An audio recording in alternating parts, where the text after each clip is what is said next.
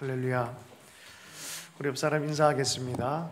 보고 싶었습니다. 사랑합니다. 축복합니다.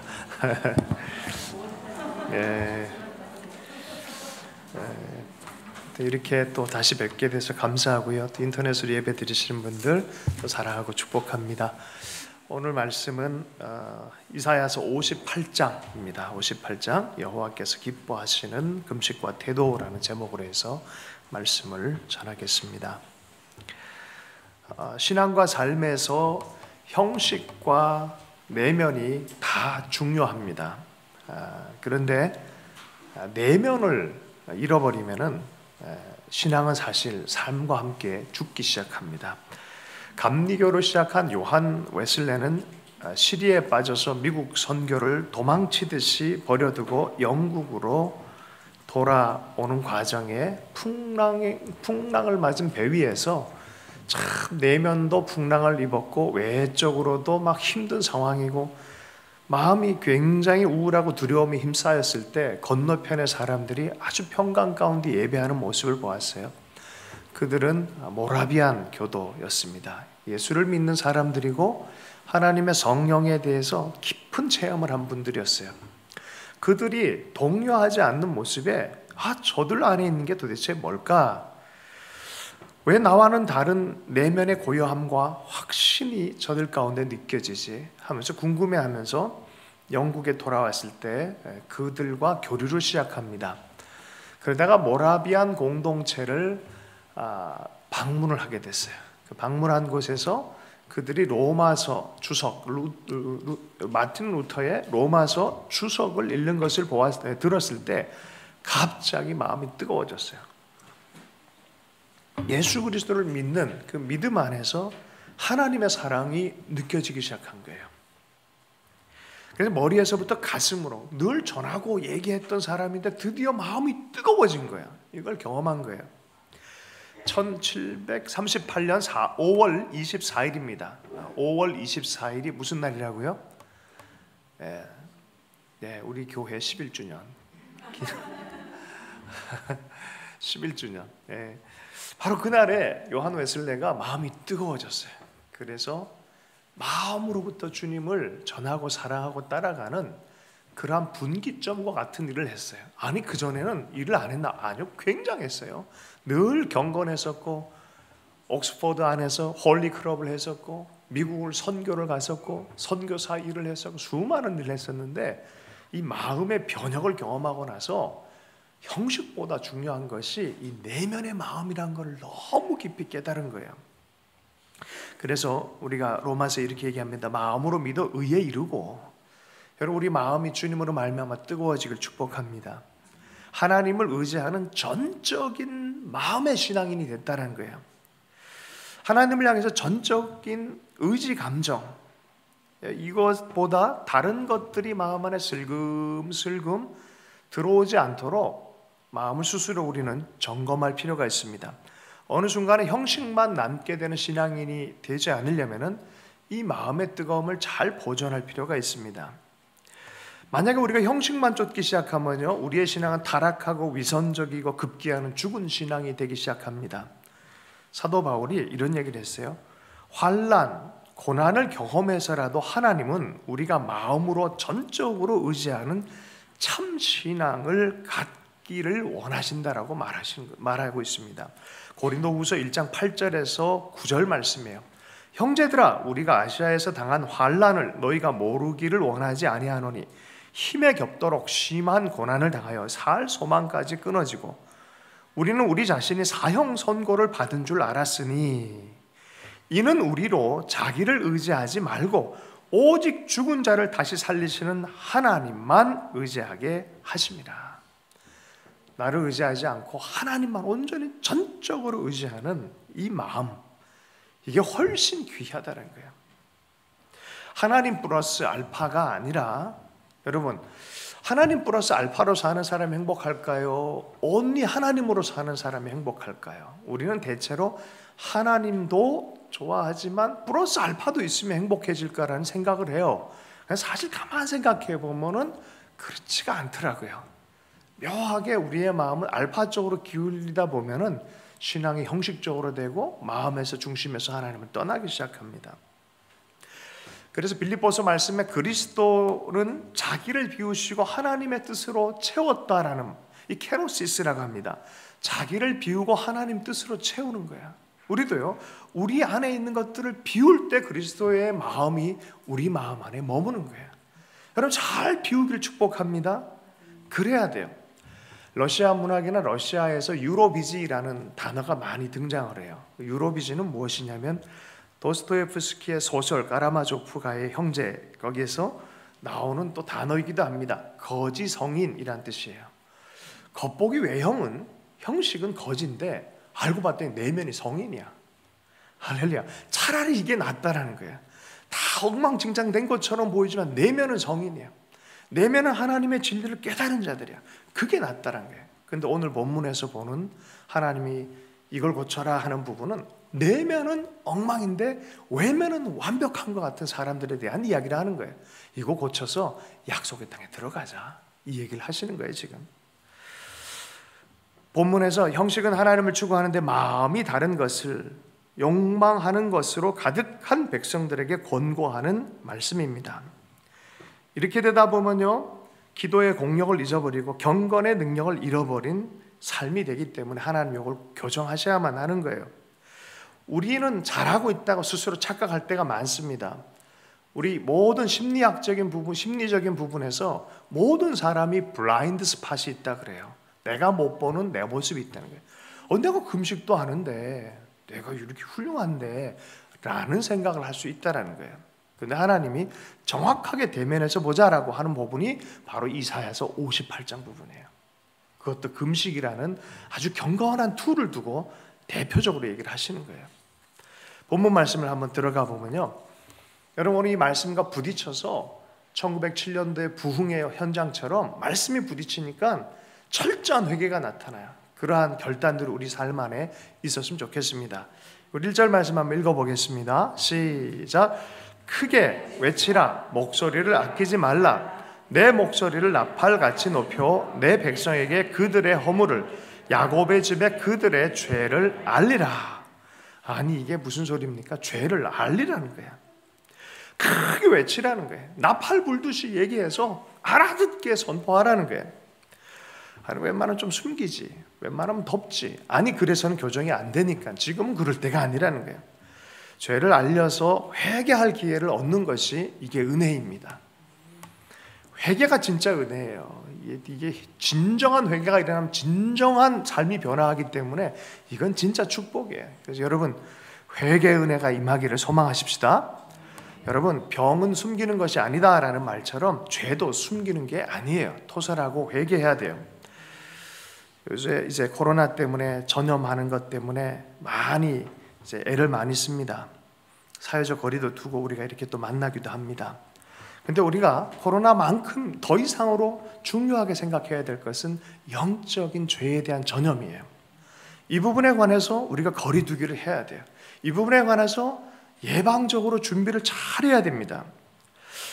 코로나 처음에는 별것 아닌 거라고 막 그랬어요. 마스크 쓸 필요도 없고 얘는 면역력이 있으면 좀 괜찮다라고 했는데 어느 순간 보니까 수만 명이 죽어나가고 있어요. 죄도 그래요. 술 중독이 걸리는 이 주류가 뭐 때문인지 아십니까? 술 중독이 제일 많이 걸리는 주류는 목에 잘 넘어가는 포도주입니다. 여기에요. 마셔도 별게 괜찮을 것 같거든요. 맛있고. 자꾸 이렇게 저녁마다 마시다 보니까 들어가는 거예요. 고혈압이 있으신 분은 한두 잔 괜찮다는 보고는 있습니다. 그러나 이런 빌미에서 계속 마시기 시작하면 어느 순간에 문제가 생긴다는 거예요. 죄도 마찬가지예요. 코로나 방역 전문가들이 나와서 그런 얘기를 합니다. 백신보다 중요한 건 예방 백신이다라고 말을 해요. 이게 늘 예방 관리가 중요하다. 그러면서 좀 우스갯소리를 하더라고요. 아주 진중한 그 이화여대 교수님, 최재천 교수님이라고 이런 분야의 전문가가 그런 얘기예요. 백신은 흰 고무신이 아니다. 우스갯소리 하는 거라고 생각하지 말고 잘 들어라 하면서 코로나를 예방을 해야 된다. 예방해야 된다.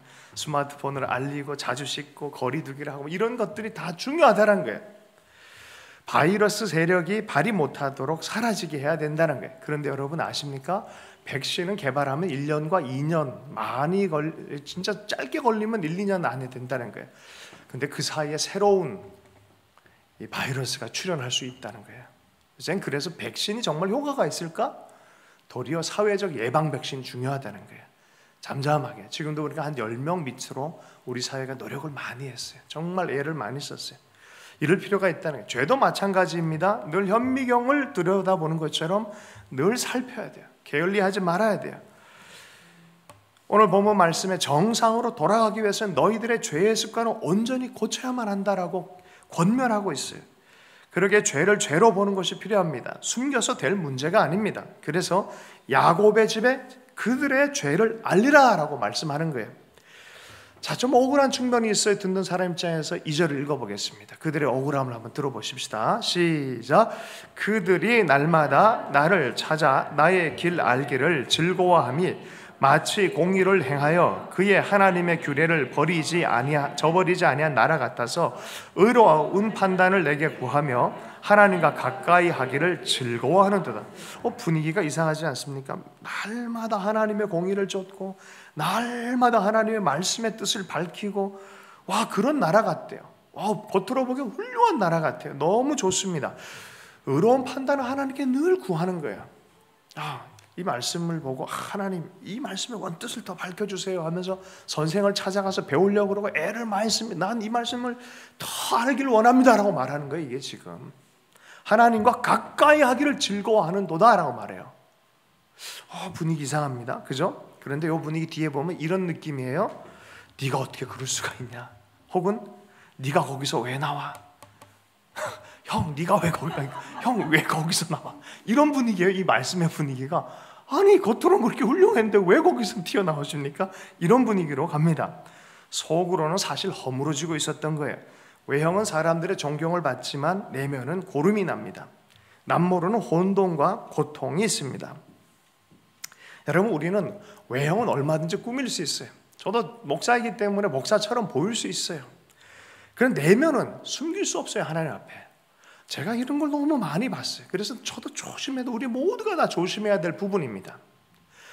많은 사람들이 방송에 나가고 또 훌륭한 사람처럼 보이는 사람들이 뒷면이 딱 드러날 때 우리가 모두가 다 당황스럽고 형 거기서 왜 나와? 이런 느낌이 든단 말이에요. 그죠? 멋지게 보이는 사람들 유혹에 약하고 범죄의 의도를 행하기도 하고요. 24시간 하나님과 동행하는 것 같은 사람이 실제적으로 뒤돌아보니까 가면을 쓴 삶을 살았고요. 그게 누구라고 할 것 없이 우리 안에 이런 이중성이 있다라고 성경은 분명히 얘기하고 있어요.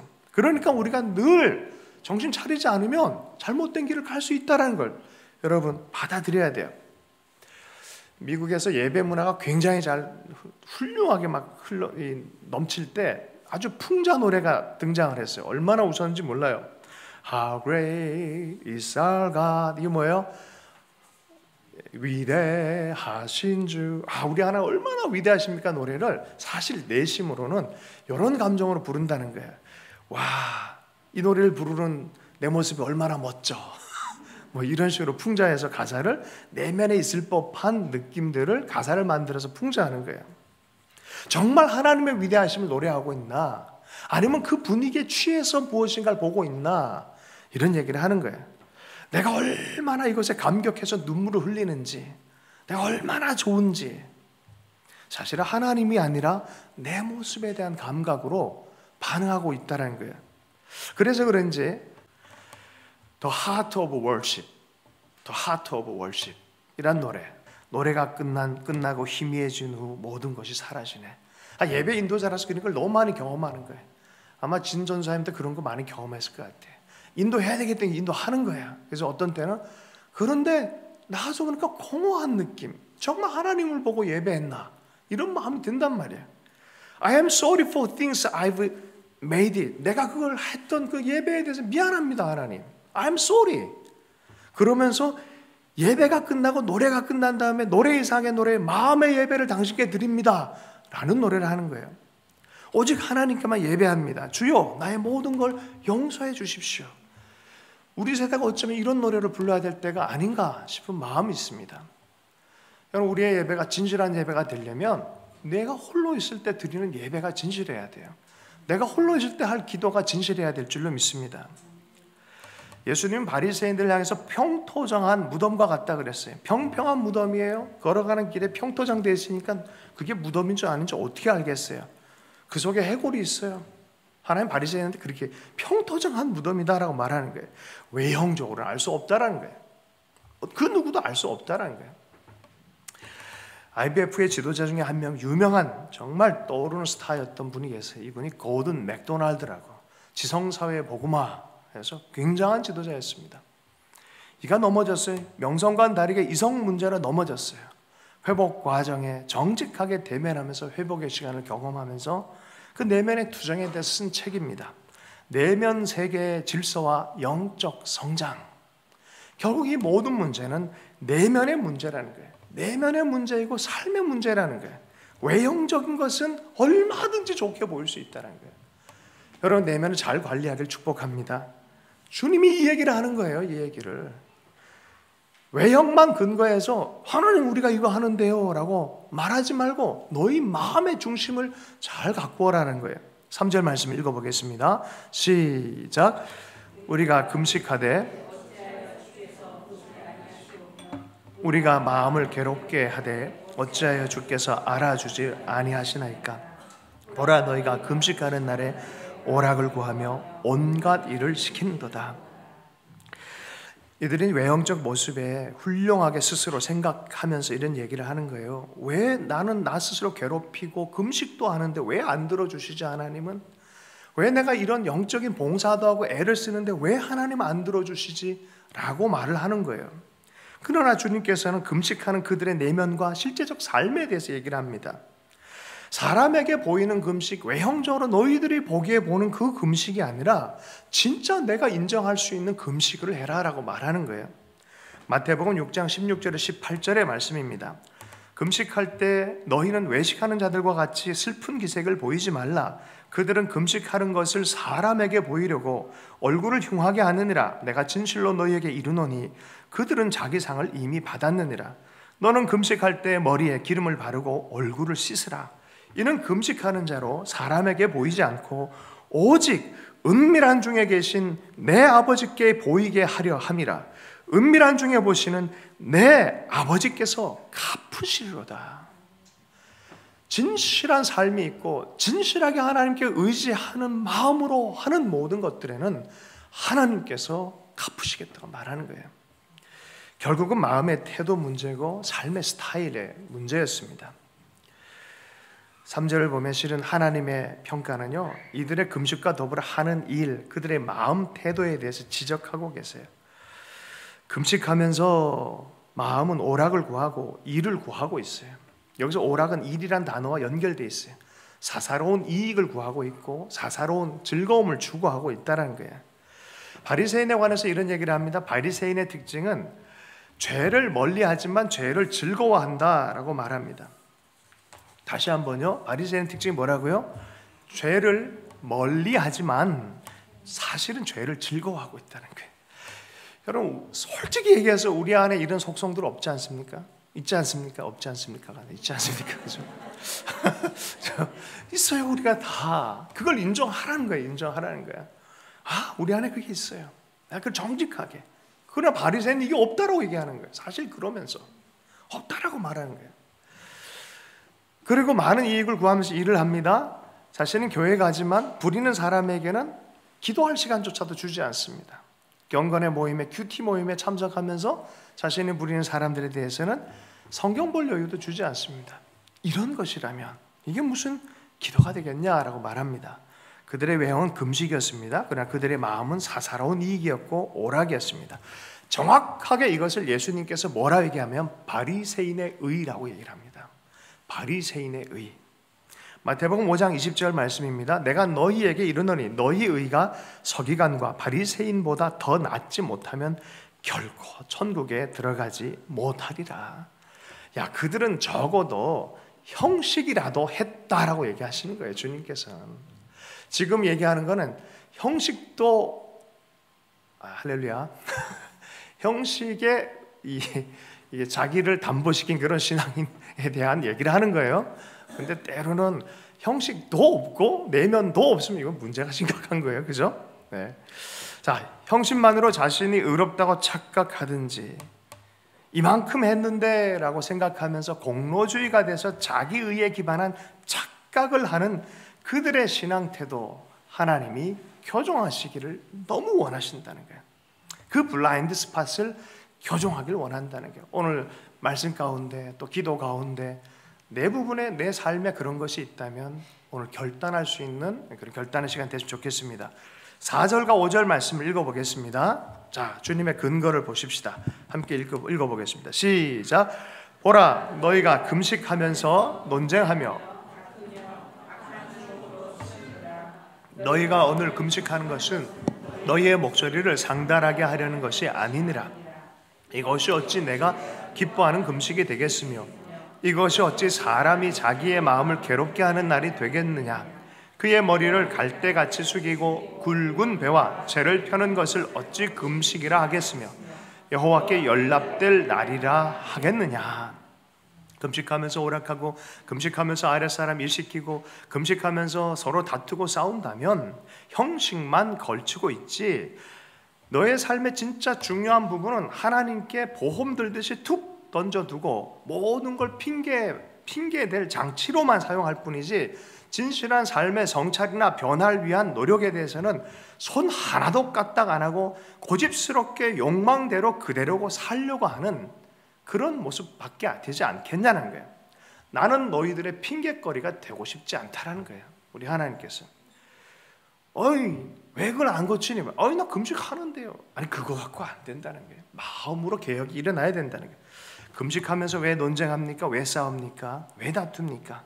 하나님을 신뢰하고 하나님의 마음을 통하고 하나님의 힘과 하나님의 능력이 내 삶을 주도하면서 내 삶이 개혁되길 원해서 금식하는 건데 아니 금식하면서 내 힘으로 또 제압하고 내 힘으로 풀어버리고 내 힘으로 이익 챙기고 이러고 있다면 이게 도대체 금식하는 이유가 왜 해야 되냐라고 묻습니다.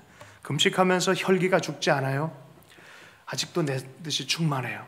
여러분 며칠 금식하면 혈기가 사라지고 이런 게 사라질까요? 할렐루야. 제가요 조금 금식해봤거든요. 40일 넘어도 똑같습니다.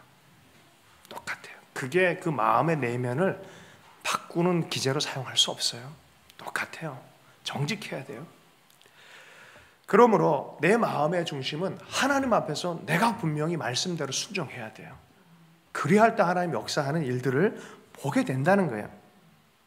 내 노력을 중단하고 전적 의탁의 표시가 금식인데 금식하면서도 일에 신경 쓰고 그 명분 삼아서 어려운 일을 하나님께 맡겨버리고 그냥 나의 좋은 것만 챙기고 있는 두 마음의 삶, 이것은 하나님께 용납될 수 없다는 거예요. 예전에 할렐루야라는 영화가 있어요. 아주 그 경건한 제가 좋아하는 배우가 연기를 했어요. 주님 그러고 이 장면이 너무 멋지잖아 이분이. 근데 알고 봤더니 이분이 조폭이야. 별로 안 웃기세요? 기도 열심히 하고 뭐 하는데 삶은 조폭이야.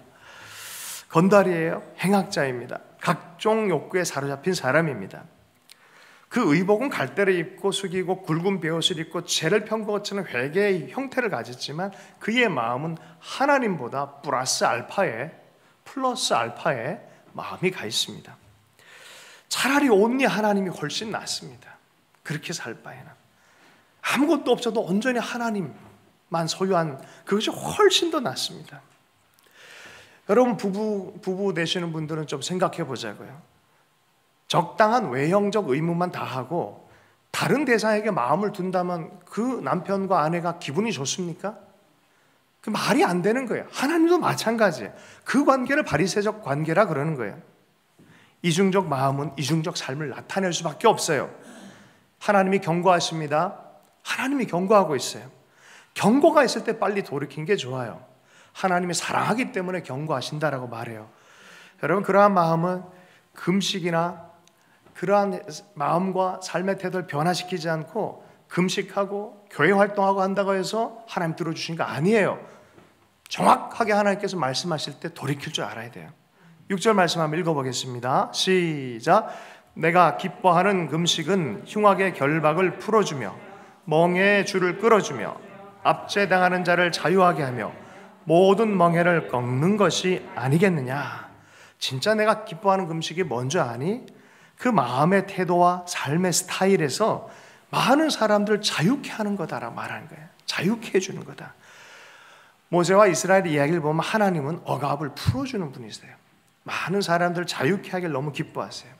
우리가 보면 요새 티벳에서 온 분들, 또 어디입니까? 파키스탄에서 오신 분들, 한때는 베트남에서 오신 분들, 그 전 세계에서 오신 노동자들을 함부로 대할 때가 있어요. 그래서 요새 그거 많이 조심조심 하면서 어떻게든지 억압하는 구조, 억압당했으니까 억압하는 이런 것이 아니라 내가 그걸 동감하니까 제대로 섬겨주는 그런 삶을 사는 거죠.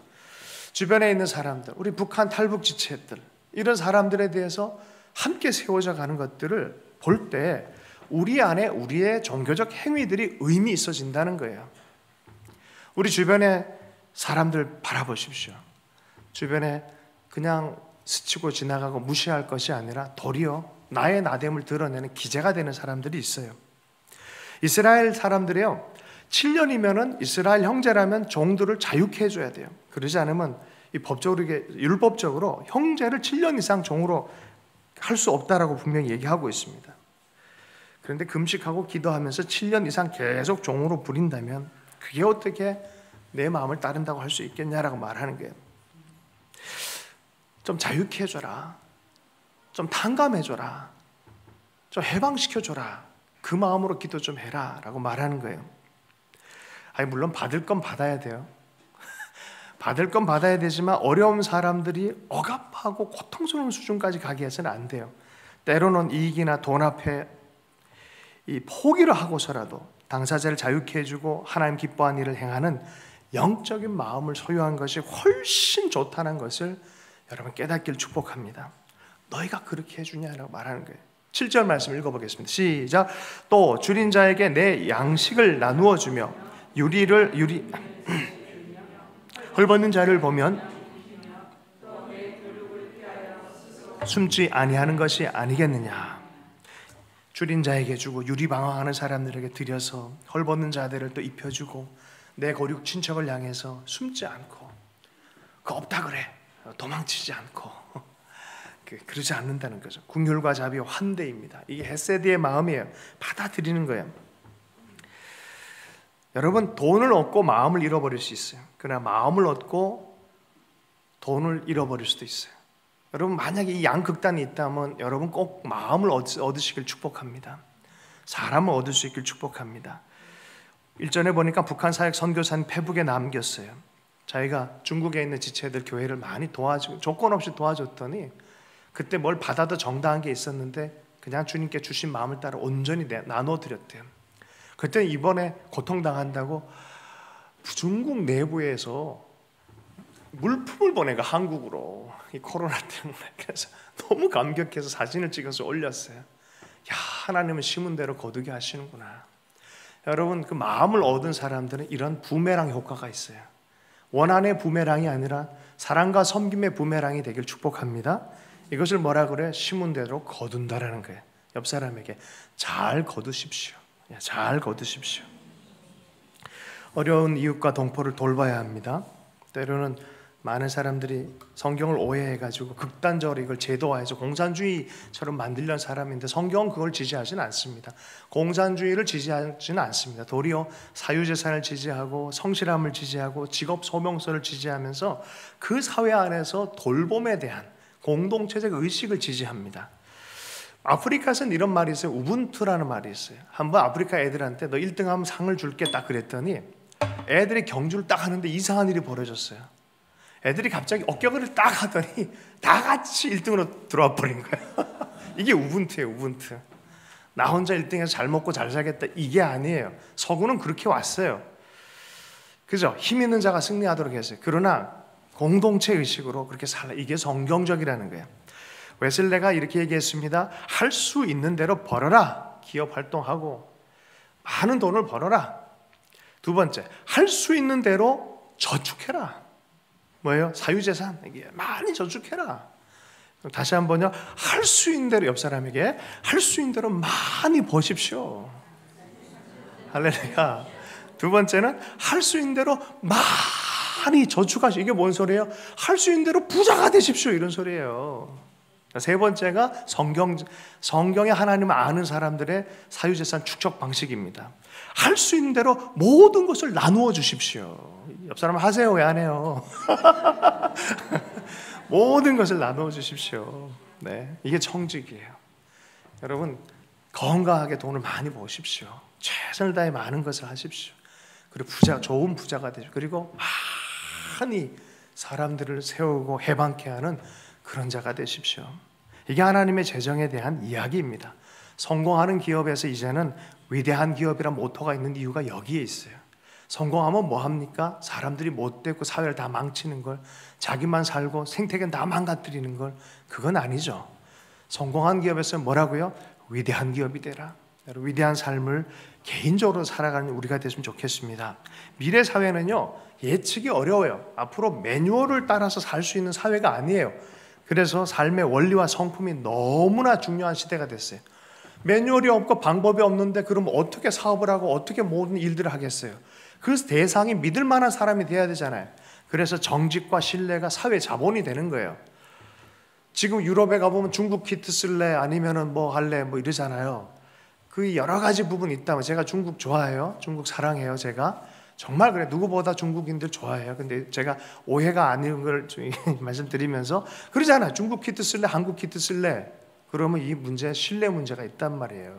제품에 대한 얘기를 한단 말이에요. 자, 그래서 어떻게 합니까? 여러분, 우리 삶 안에 정직과 신뢰에 대한 믿을 만한, 정말 사람들 공동체 전체를 생각하는 그 마음을 기르는 연습을 어디서 할 수 있겠습니까? 성경 십자가를 바라보는 사람들에게 이 얘기를 하는 거예요. 너희들 그렇게 생명의 길을 걷는 방법을 꼭 배우라고 말하고 있습니다. 주님을 보라라고 하고 성찬으로 초대한 사람들, 하나님 주신 생명을 가지고 너희도 이렇게 살라라고 하나님께서 우리에게 보이는 설교를 하는 것이 십자가이고 성만찬이에요. 우리가 참여할 때마다 주님의 삶처럼 주님 오실 때까지 우리가 그렇게 살기로 결정하는 삶의 스타일입니다. 이런 마음으로 살아간다면 내가 너희들에게 얼마든지 응답하겠다라고 말하는 거예요. 선한 사마리아인의 비유를 통해서 주님이 말씀하셨습니다. 많은 사람들이 마땅히 이 공동체적 삶을 살아야 함에도 불구하고 피해버립니다. 공부한다고 피해버리고, 자신의 일이 많다고 피해버리고, 제사 드려야 된다고 피해버리고, 이래저래 다 피해버립니다. 여러분, 아버지로서, 남편으로서 사회 구성원은 자기에게 주어진 만큼의 책임을 다하고 돌볼 수 있는 공동체적 심령이 있길 축복합니다.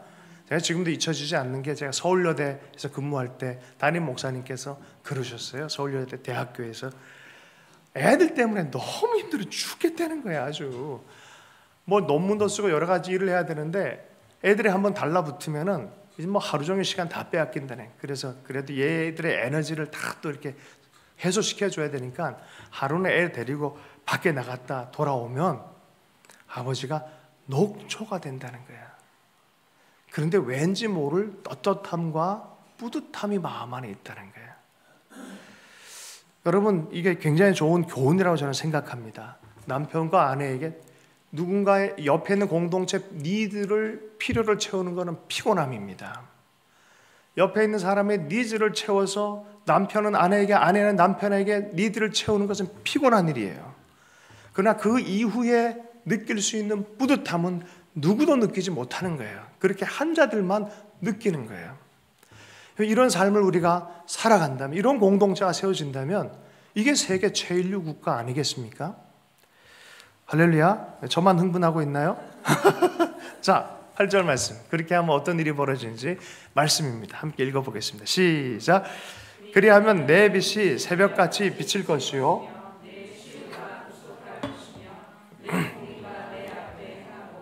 여호와의 영광이 내 뒤에 호위하리니. 9절도요. 시작.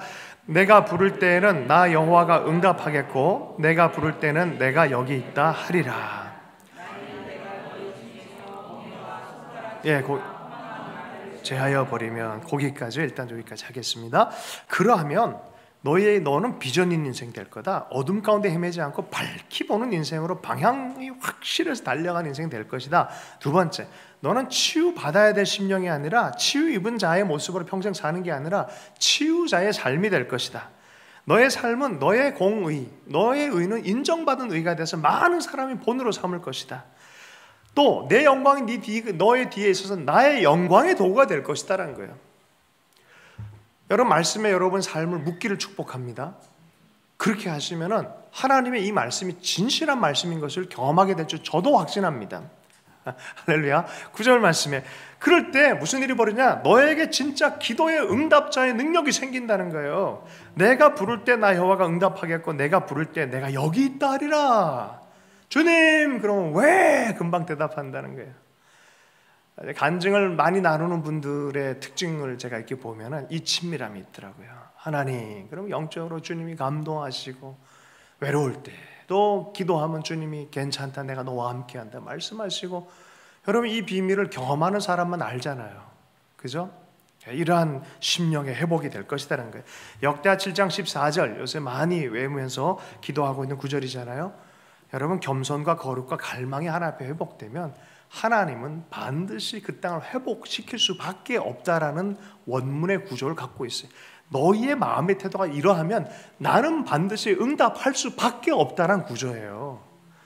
내가 하겠다가 아니라 너희가 이렇게 됐냐? 그럼 나는 반드시 이렇게 그 땅을 고칠 수밖에 없다라고 그런 구조로 돼 있어요.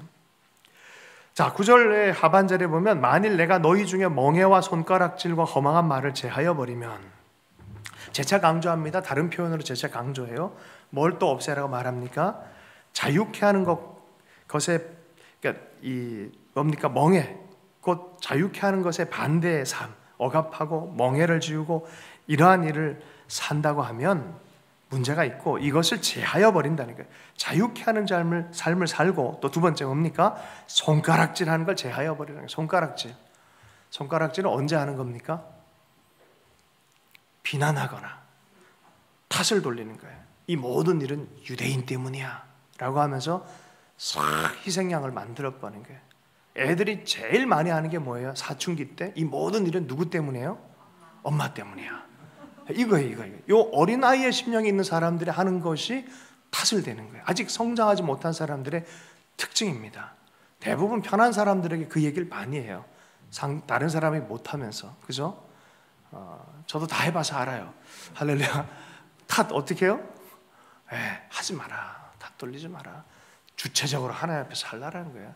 손가락질하는 거, 또 희생양 만들어 사람을 불링하는 거, 불평불만으로 사는 거, 그거 제해라.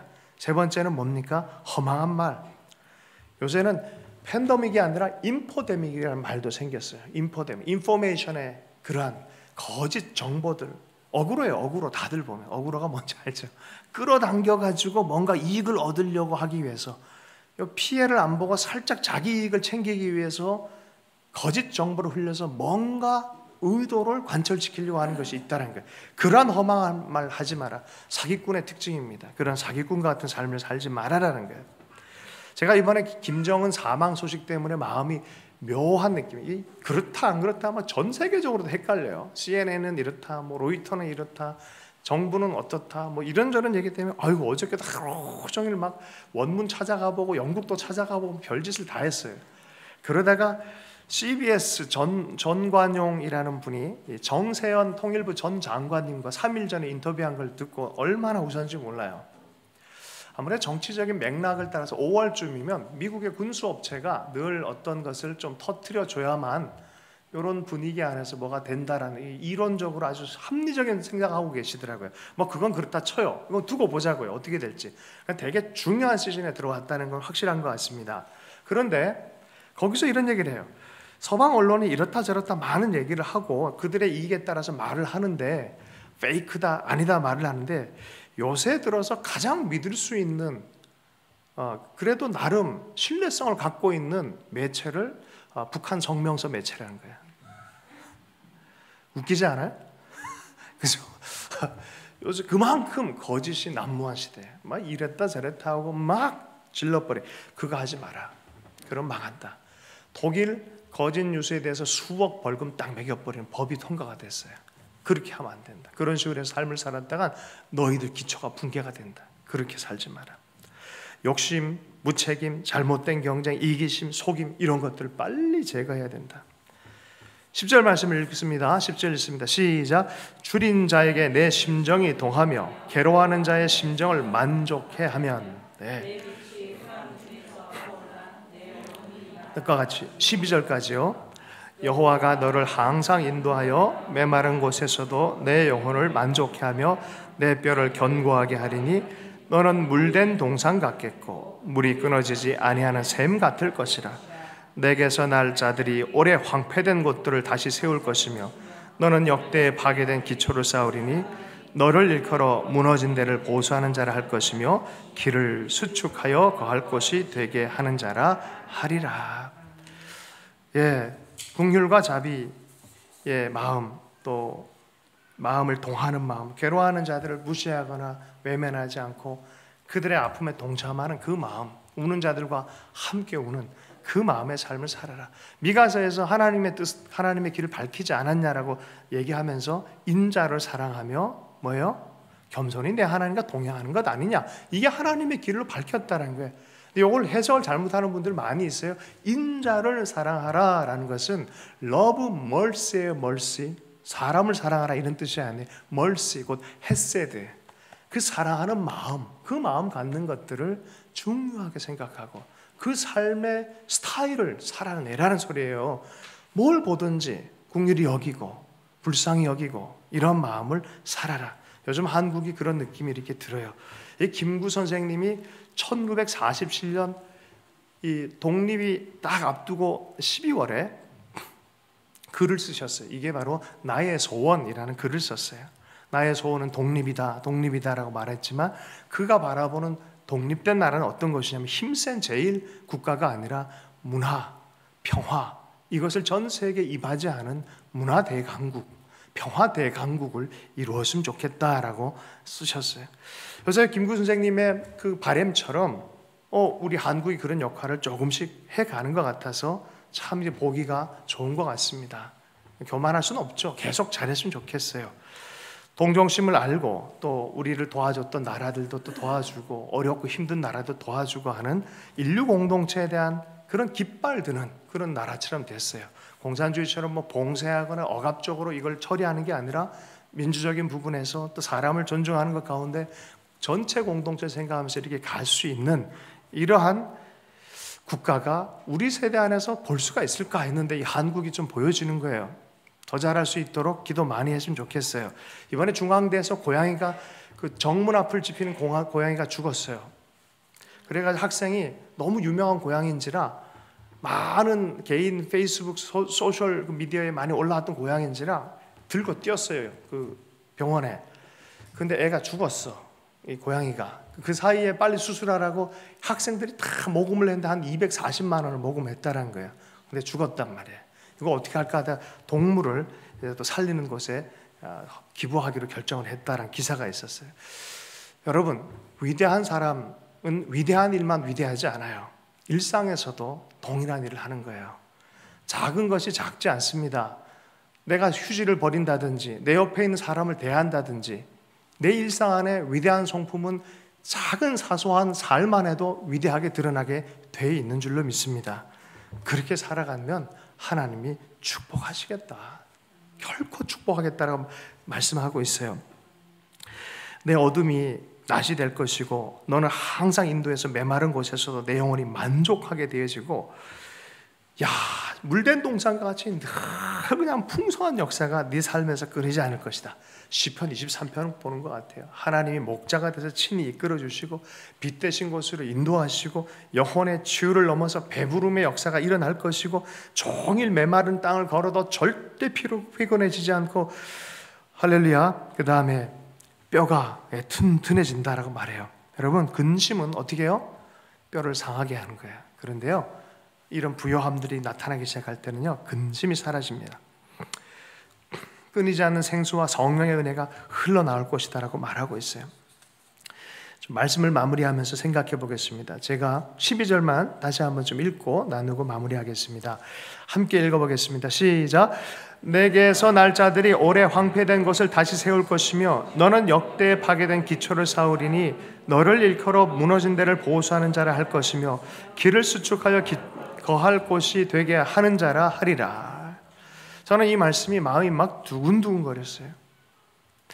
이렇게 살 때 네 후손들이 무너진 것을 회복하는 역사가 있을 것이고 황폐한 것을 다시 세우는 역사가 있을 것이고 너는 역대에 파괴된 기초를 세우고 무너진 데를 다시 한번 세우는 그러한 사람으로 일컬어짐을 당할 것이다라는 거예요. 이게 뭐예요?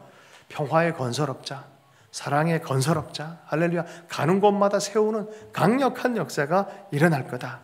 저는 여기서 통일이 보였어요. 통일된 나라는 언제 생겨질까? 이 말씀 그대로 살아낼 때 하나님이 보수하는 자로 세우시겠다 하는 생각이 듭니다. 나만이 준비돼야 돼요. 교회가 이것을 준비돼야 돼요. 이 마음이 없다면 할 수가 없는 거예요. 줄 수가 없어요. 아무리 기도해도 안 되는 것입니다. 아무리 많은 천일 기도를 해도 안 되는 것입니다. 안 되는 건 안 되는 것입니다. 주님 오늘 그 얘기를 하는 거예요.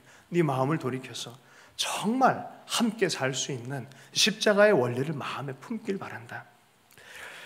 이 안식일에 대해서는 함께 읽기만 하고 마무리하겠습니다. 우리 지난 시간 안식일에 대한 얘기 조금 했어요. 13절 14절 말씀 있습니다. 시작.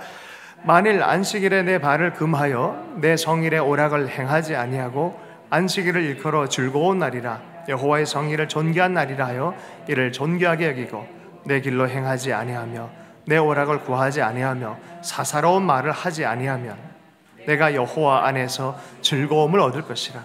내가 너를 땅의 높은 곳에 올리고 내 조상 야곱의 기업으로 기르리라. 여호와의 입에 말씀이니라. 안식일도 외적으로 해서는 안 되고 내 즐거움을 따라 하는 게 아니라 하나님의 주권을 인정하는 그 안식일 가운데 머물고 하나님으로 즐거움을 삼을 줄 아는 그 안식일이 회복된다면 내가 너희에게 높은 곳에 올리고 조상 야곱의 기업으로 어떻게 해요? 내가 직접 너희를 기를 것이다. 여러분, 어떤 사람이 제일 뛰어난 사람이 그랬습니까? 뛰는 놈보다 나는 놈보다 뭐라고요? 할렐루야. 운 좋은 놈. 운 좋은 놈의 그 책을 읽어보면 기도하는 사람, 하나님께서 기르시는 사람. 아니, 하나님이 열고자 하면 왜 안 열리겠어요? 하나님이 세우고자 하면 왜 안 세워지겠어요? 그 하나님을 향해서 여러분 다시 한번 마음이 회복되는 이 시즌이 되었으면 좋겠습니다. 하나님 친히 여러분을 이끄시고 세우시는 그런 인생 되기를 원합니다. 함께 말씀 붙잡고 함께 기도하겠습니다. 이렇게 기도하실 주님 마음에 진실한 신앙인이 되길 원합니다. 외형과 내면이 온전히 주님 앞에 세워지는 자가 되길 원하고 주의 약속을 보고 경험하는 자 되길 원합니다. 이렇게 함께 기도하십시다. 하나님 아버지 감사합니다.